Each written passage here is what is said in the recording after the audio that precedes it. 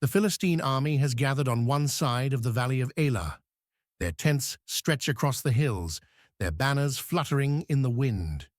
A sea of iron-clad warriors sharpen their swords, laughing and jeering, confident, cocky, and ready to destroy Israel.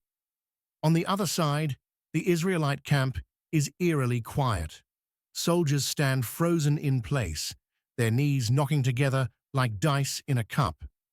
Because in the valley below stands a nightmare, a giant nearly 10 feet tall, covered in shimmering bronze armor, Goliath of Gath.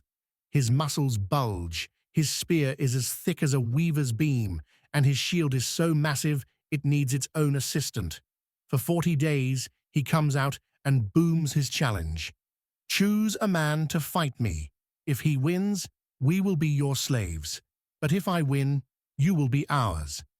1 Samuel 17:9. The Israelite army, led by King Saul, collectively decides they'd rather not.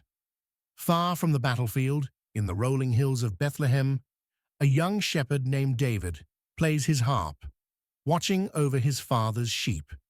He has zero idea that his life is about to change forever. David's father, Jesse, calls him, "David, take this bread and cheese to your brothers in the army." David perks up. Finally, a break from sheep duty. He grabs the food, slings his staff over his shoulder, and takes off toward the battlefield. Little does he know, he's about to be the delivery boy for one of the most epic fights in history. David arrives just as Goliath bellows his usual challenge. He looks around at the cowering soldiers and asks, why is no one fighting him?" His brothers groan. "David, go home. This is war, not sheep herding." David ignores them. Instead, he asks around until someone tells him King Saul has promised riches and his daughter's hand in marriage to anyone who defeats Goliath. David raises an eyebrow. "Wait, say that again?" Word reaches Saul that some shepherd boy is talking big. Saul, out of options, calls David in. He looks the boy up and down.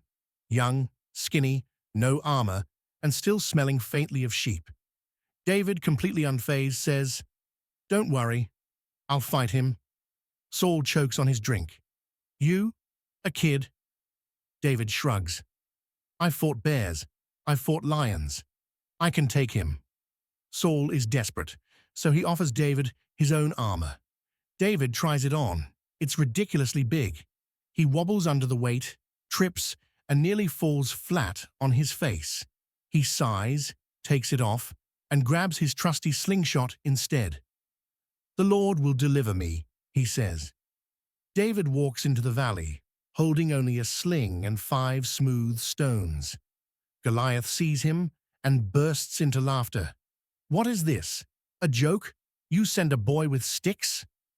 David, grinning, shouts back, "You come with a sword and spear."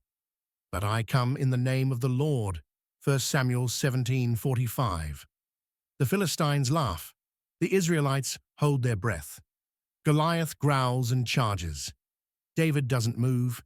He calmly reaches into his pouch, pulls out a stone, loads his sling, and swings. The stone slams into Goliath's forehead. The giant blinks, staggers, and then falls like a collapsing tower. The battlefield goes dead silent. Then chaos erupts. The Israelites cheer. The Philistines panic. David runs up, grabs Goliath's own sword, and finishes the job. The Philistines flee in terror. The Israelite army charges after them. David, still holding Goliath's sword, looks up at the sky and smiles. He was never the strongest, never the tallest, never the most experienced, but he had God on his side, and that was more than enough. Faith over fear. When faced with giants, don't look at their size. Look at God's power. Preparation matters. David didn't start by fighting giants. He started with lions and bears. God trains us in the small things first. Ignore the doubters. Saul doubted. David's brothers mocked him.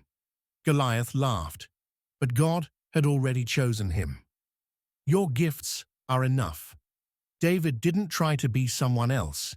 He used his sling, his skills, and his faith, and it worked. David and Goliath is more than a story about an underdog winning. It's about a God who delights in using the unexpected to accomplish the impossible. So next time you face a giant in your life, grab your slingshot. You never know what might happen.